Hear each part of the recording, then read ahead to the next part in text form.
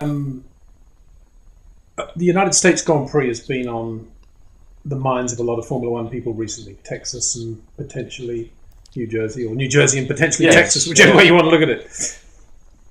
You scored two classic wins in the United States in Formula One, one in Detroit, one in Long Beach. So I'm guessing that the concept of a US Grand Prix is important to you, and something that we need to have in Formula One. Well, I think it's been a crying shame that the most, although first of all, the wealthiest country and nation in the world hasn't had a regular Grand Prix or two Grand Prix. And there's been a Formula One history in North America for a long time. One of the joys that I had racing in North America was racing at some of the best racetracks in the world. And in my top six favourite all-time racetracks, Watkins Glen is very much in that six, and in fact is very high in my favourite racetrack. And I think that in the 70s, when I went to Watkins Glen for the first time, with the current or the car that we had at that period, it was just a joy to race there.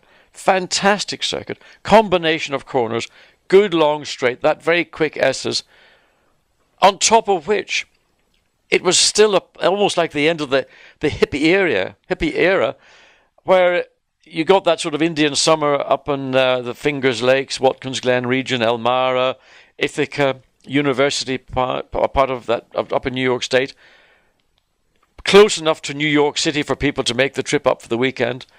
And on a glorious weekend, it was just fantastic. And some of the best corners for those cars that I've ever raced on. The first time I went there was actually for a World Sports Car Championship event in July 73. But for the Grand Prix in 70, well, actually the Grand Prix in 73 as well, in the third Brabham. Just some circuits, and I know you shouldn't have favourite circuits, but some circuits you really feel a part of.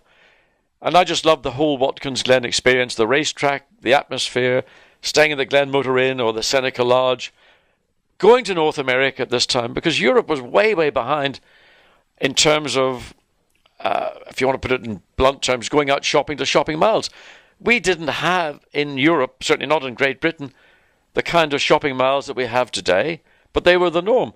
And the big thing for me and other people in Formula One, like Gordon Murray, for example, the designer of the Brabham, was to go into the record store and buy albums that you couldn't buy in England. You'd go back with a suitcase literally full of records, and just, it was a wonderful experience. I would guess, though, that Detroit and Long Beach are close to your heart as well. Well, tell us about Detroit and that amazing race in Detroit in '82. Well, the first thing about going to Detroit was that it was a matrix layout. It was an inner city circuit, and the fathers of Detroit City wanted to try and regenerate that part of their city, and a part of that prospect was to engage in having a Grand Prix. When everybody rocked up to Detroit, sort of this slightly sniffy, snobby Formula One thought, how can we come to a circuit and a part of a city which was run down? And it was a run-down part of Detroit.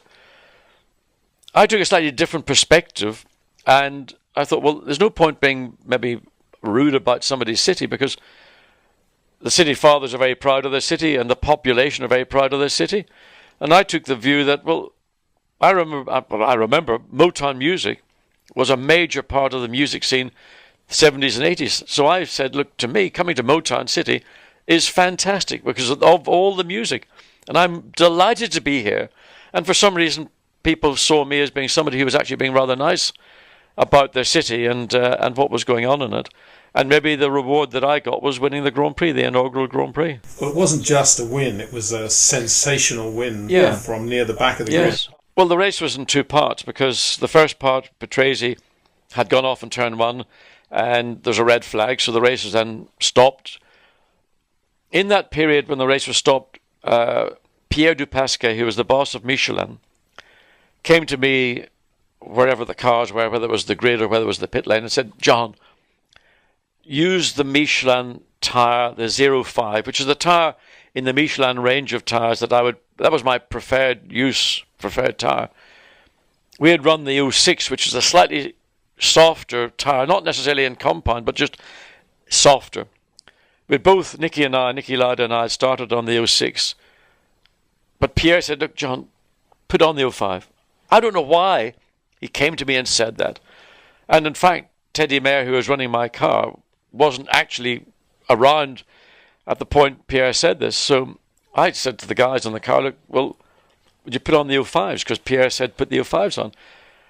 And the race restarted. And as the race progressed, and because at that point we didn't have pit stops for either tyres or fuel, and the thing that made our car work was full tanks. We got more weight in the car, which put more energy into the tyre, enabled the tyre then to do what it should have done. And I find myself with a very, very drivable race car, with a very strong, I don't know why, but positive outlook on the progress I was making. And the thing with overtaking, and I overtook quite a lot of cars in that race, is that overtaking is as much, I think, a state of mind as it is about the physical act of overtaking. And one driver on another can make a very clear signal.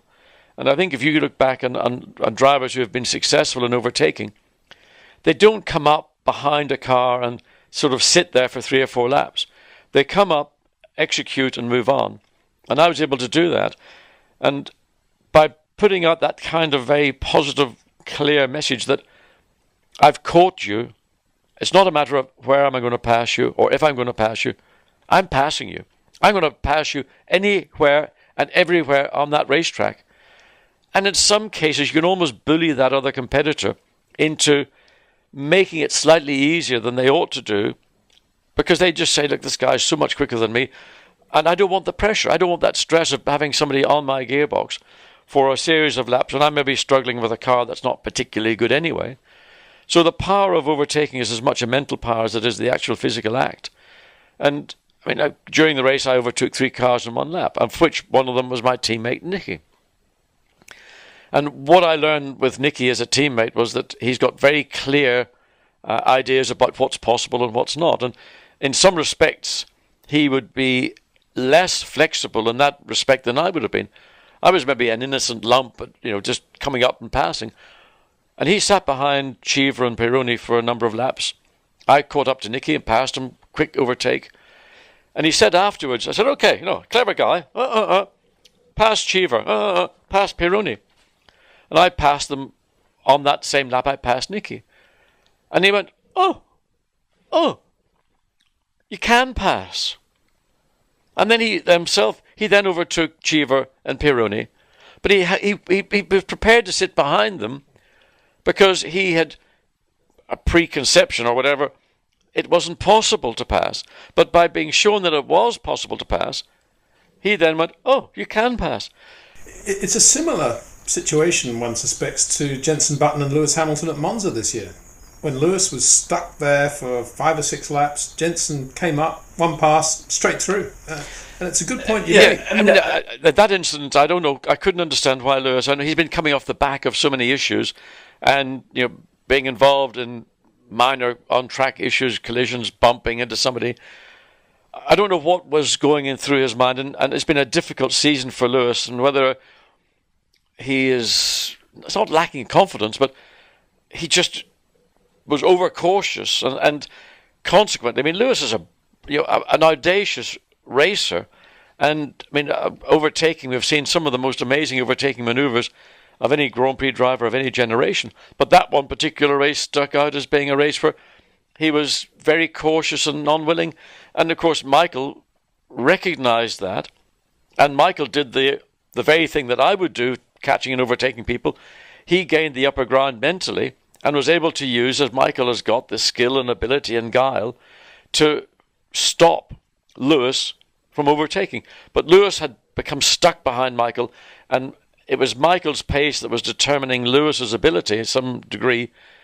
That it took Lewis a long time to get past, whereas Jenson came up behind and swept through with the momentum he'd carried, and it was sort of almost, well, what's Lewis? Because Jenson is a great race driver, but Lewis is the street fighter. He's the guy that gets in and kicks ass and just bullies other racing drivers into submission. And here he is being dictated to by Michael. Long Beach too was a classic, and again a race from the back with Nicky. And tell us a little bit about that. Well, in as much as we had the same problem in Detroit, principally that the tyre direction that Michelin were going down was being influenced very much by the turbocharged cars, which were a lot more powerful, a lot more torque. They were probably heavier, and therefore the tyre development was being focused because turbocharging was going to be the future of Formula One at that time, and aspirated engines like the Cosworth were eventually going to be phased out. So Renault and other Michelin users were able to get tyres that were more suitable to their car. It hurt us in qualifying. We couldn't, on a low fuel tank run, put the energy into the tyre. We could get surface tyre temperature, but we weren't getting core tyre temperature, which is what we needed to get the tyre to grip. So we were hurting in qualifying, and that was the case in Detroit, and certainly the case in Long Beach, and we started 21st and 22nd, I think. Again, as the race unfolded with full tanks, and in fact we saw this in the morning warm-up where we would run on full tanks, the car was probably quicker on full tanks on race tyres than it would have been on in qualifying on qualifying tyres. So eventually Nicky and I, we went forward in tandem and caught and overtook cars. Some cars, Tombe and I think Rosberg collided at the hairpin, and others had mechanical problems, but we went forward in tandem and eventually got to lead Nicky ahead of me. For a lot of other reasons, which is another story, but that weekend I felt particularly strong, and Nicky had come off a South America tour where I think he'd probably picked up some bug or virus. Anyway, I decided I was going to either beat him or take him off. And at some point towards the end of the race, coming down the main straight, I got as close as I could coming down the straight and pulled out and went down the inside. One of the brakes grabbed and it made my car move sort of slightly towards his car. I went, which he didn't think was very amusing. Once I was ahead, it was I expected him to come back, but he didn't. He didn't make a challenge and won the race. And to the shock almost of Ron Dennis, John Barnard, John Hogan, all the key people within the Marlboro McLaren team, they were actually almost dumbfounded because they didn't know what to say to us. And they had anticipated a disappointing race from both of us because of the qualifying performances. But the car was a supercar. We couldn't get it to work as competitively in qualifying as the other Michelin cars, but principally the turbocharged cars, were able to do.